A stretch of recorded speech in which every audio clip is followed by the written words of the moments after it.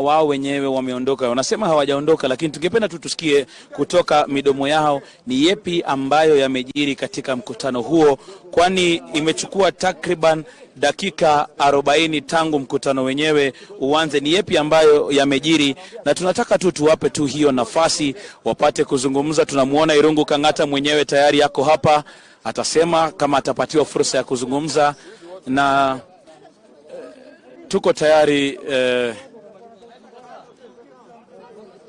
bado tuko ngoja, unaona wale hawajakuwa ready, hata wanaweka nini?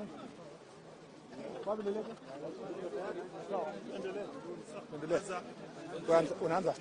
Simama one step down. Thank you. Mko tayari? Nitumie Kiswahili ama nini? No, acha tuseme ukweli. Hapana. Lazima sisi, unajua, ni watu wangwana, na tungetaka taifa ijue yale yametokea kwa mkutano ambao tuliokuwa nao.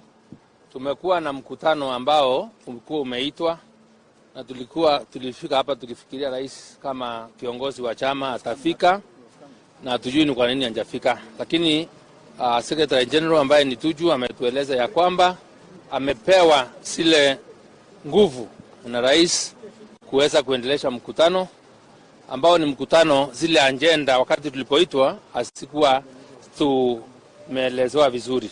Lakini kutokana kwa ule mkutano, agenda ilikuwa ni ya kumng'oa ama kumtimua kiongozi wa wengi katika seneti ambaye ni Irungu Kangata kutoka kwa wadhifa wake kama kiranja wa serikali katika bunge ya seneti.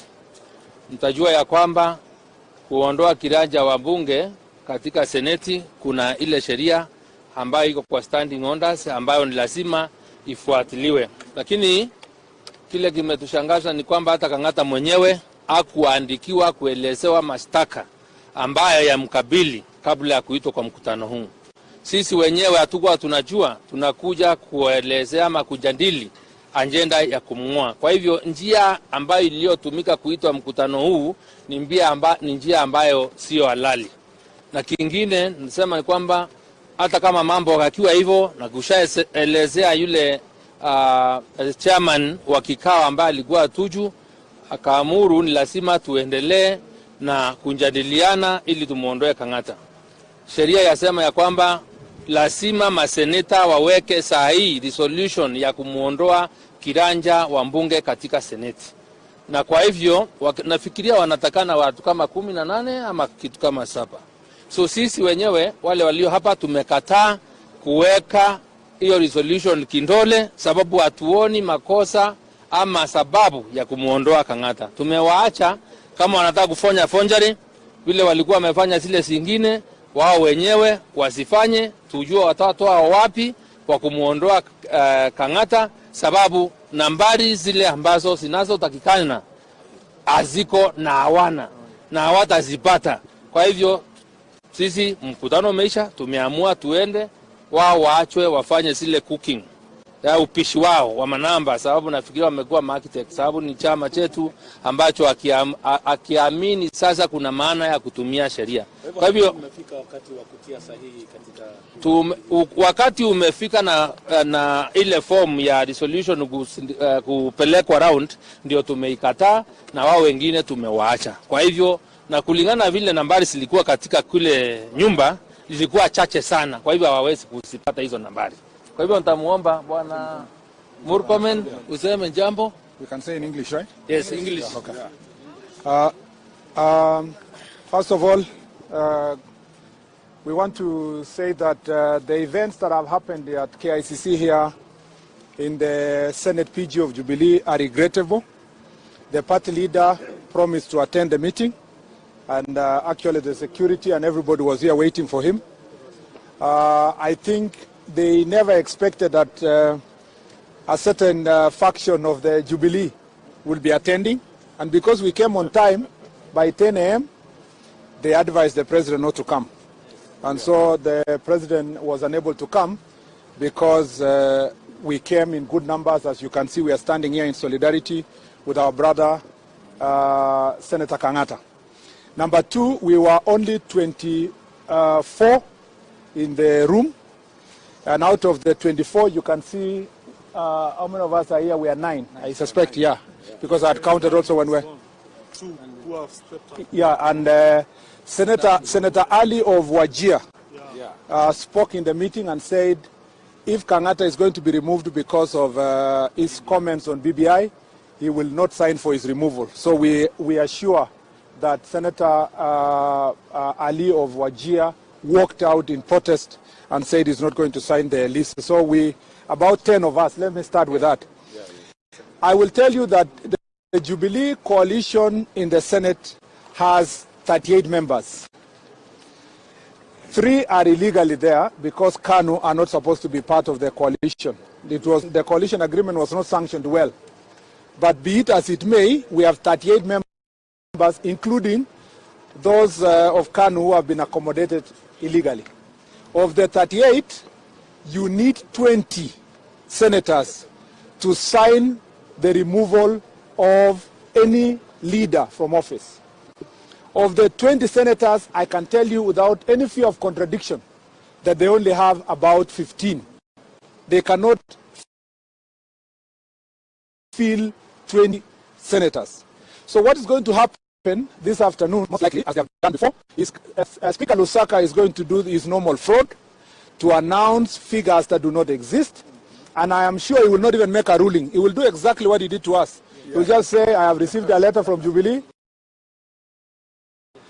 I am satisfied that the standing orders have been complied with, and therefore Senator Kangata has been removed. This is the new normal in this country. It is a paradox, and I want to tell the public for them to appreciate. The meeting was opened.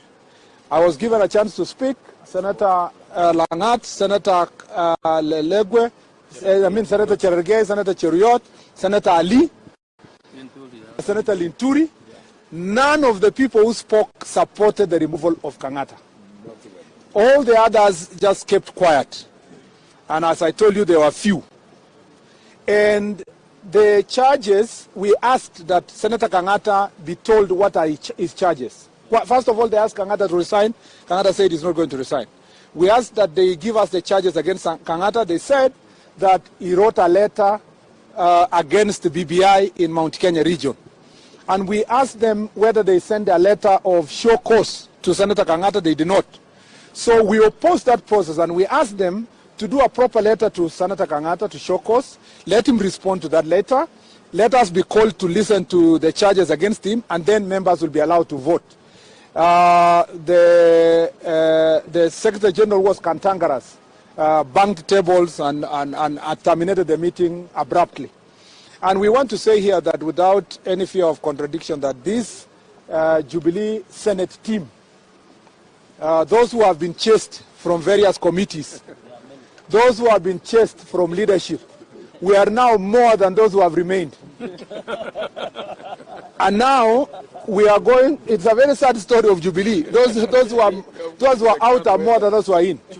Because we have an existing caucus, we are going to accommodate Senator Maura and Senator Kangata, and perhaps we will even make Kangata a leader of our caucus now, yeah, of the people who have been removed. And if the Senate was run fairly, we would even be able to produce the majority leader from our caucus and the deputy majority leader and all the leadership of the Senate. So we have we have opposed this process. We are going to stand with Senator Kangata. We are going to oppose any fraudulent process that is going to be brought to the Senate. We want the Speaker to make first the ruling of our removal last year before making the ruling of Senator Kangata. Exactly. And in the Kangata, we want the evidence be tabled, including the numbers that signed against his removal and the signatures before we can proceed to say he has been removed. So as we stand here, Senator Kangata remains the majority whip in the Senate. Thank you very much. The expelled version of the 6 senators has been interpreted to deny numbers for this speech. No, the 6 senators are pursuing. You can see the letter from the party said they can appeal the decision of the party related to expulsion. that does not make them that they are not senators. They are still senators. But they were not attending this meeting. They didn't attend this meeting because they were not invited. They were not invited to the meeting. It also said that the decision to expel them was immediate. That means that they could not have attended this meeting. But also in the same letter says, but they can appeal. So meaning the expulsion cannot take effect until the appeal process is over.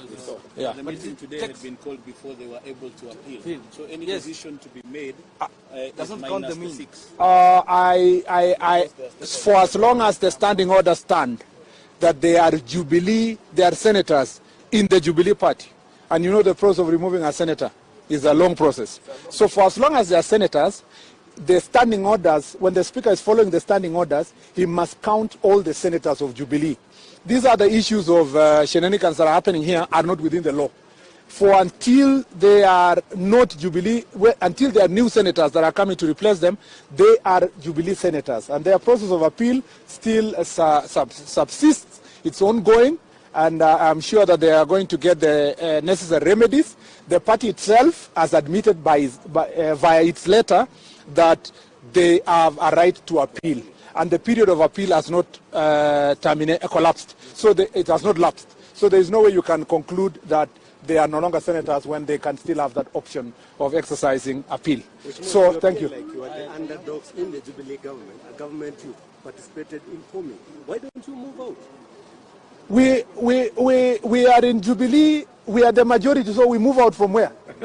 Because it is only the government that is run, the people who are running government now are the minority.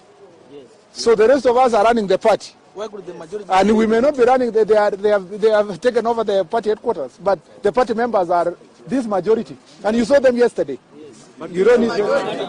Kangata, Sawa. Yeah. Yes, I was invited. We were all of us who are here were invited to the meeting. Yeah. Let me take this opportunity to thank those senators who have spoken in that meeting. All senators who have spoken in that meeting have supported me. No single senator spoke in that meeting against my leadership at all. And secondly, of course, in the worst case scenario where this seat actually moves to another person, I will be gracious. I will remain a person who respects everyone, and therefore I will not insult anyone. Be that as it may, the very fact I have been able to reach here to lead the Senate, notwithstanding my age, the fact that my parents are just poor mechanics, hustlers, yeah, in Moranga town. So I thank God and also the confidence my colleagues had in my leadership. The Bible tells us that the truth shall set us free.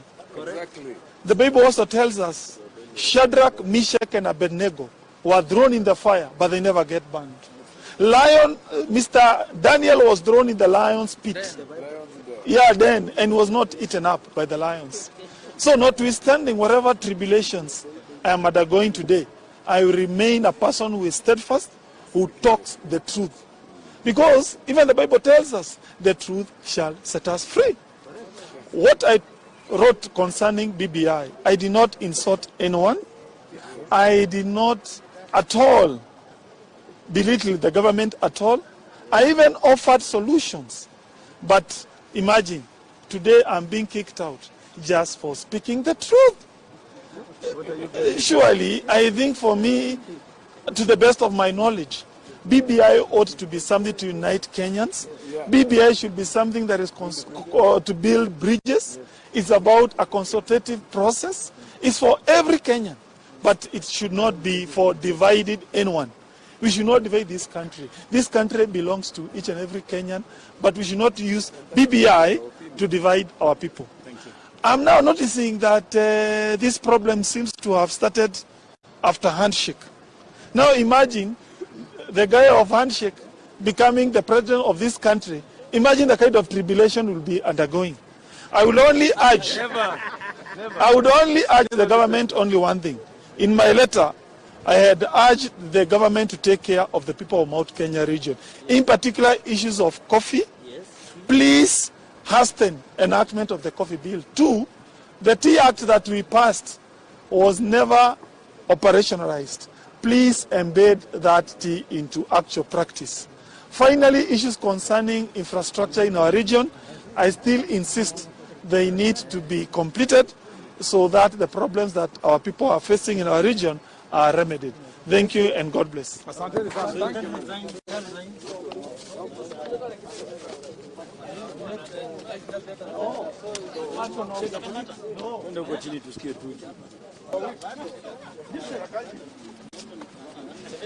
Deep State. Bwana wewe tumeona signature yako kwa hiyo kitu. Sijasaini.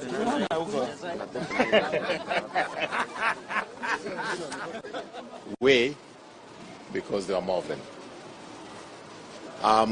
I think I want to make it clear because Senator Kangata has tried to give the impression that the reason why he's been relieved of his responsibility as the chief whip in the House has got something to do with a letter that he wrote to the president at the beginning of this year. I want to be able to explain to you that that is not the case, at least not the case directly. We had a meeting with Honorable Kangata with the leadership of the House, actually the leadership of Parliament. There were 8 of us, and we reached some conclusions because we did feel that whatever opinions he had to make is within his right as a member of the Jubilee Party, and he should not be vilified or punished for that. But the way in which he did them was what was the question that we thought he should realize, that there's decorum, there are ways of addressing these issues when you want to talk to the leadership of the party, and especially if that leadership happens to include His Excellency the President.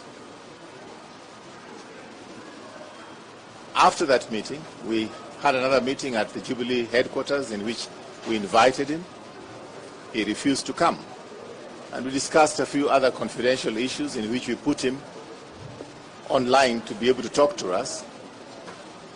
But in a most unfortunate way, he decided to discuss what we discussed in closed meetings outside to the media. That was his biggest failure as far as leadership is concerned. You don't kiss and tell. You don't kiss and tell. When we meet as a leadership, you're supposed to keep the confidentiality of the meeting, keep the confidentiality of what it is we have discussed. But if after talking, immediately you go out and expose those who you talked with and what you said with them, then that is not acceptable, and that is his biggest failure as a leader. And therefore, the rest of the leadership in the Senate are not able to trust him going forward. How then can they ever talk freely when he's there, when they don't know what he's going to say outside to the media and to his friends? So it is that breach of confidentiality which has made his position untenable. I think that's all I have to say about that. If you have questions, you may. There's an assertion that has been made that you did not have the requisite numbers, and according to their calculation is that Jubilee has 38 senators, and if you were to get him out, you need a resolution by 20 members, and you, according to your own calculation, you had only 15. What did you say about that? Well, it's a little bit difficult for me to get into a debate with people who have already said they are not members of Jubilee Party, and I cannot be really going back and forth in terms of what they have calculated and what conclusions they have come to. It would be inappropriate for me to engage in that. Well, they have exited. What number did you remain with? And what number exactly needs to be there so that such a decision is made? We have a way of ensuring that we get the signatures that we require for the resolution. We have a resolution which we'll be presenting to the Senate. The leadership of the Senate is going to present that to the Senate. And it is not something that we are going to be able to debate with people who say they are not members of the Jubilee Party because they have another party. In the public domain, we will be presenting our position. The leadership of the Senate will be presenting our position in Parliament. That is the next arena in which this has to be presented, not with the media. For the sake of clarity, how many actually? Well, first of all, I have my majority whip. The deputy majority whip is the one who is working with those figures. I'm waiting for the figures after everybody has appended their signature. Then maybe we'll be able to announce it later in the day, because, for example, there's 1 or 2 members who could not attend because they are very ill, and they asked that the papers be taken to them to sign. But going on a back and forth with the people who are members of UDA to discuss matters of Jubilee is a big joke.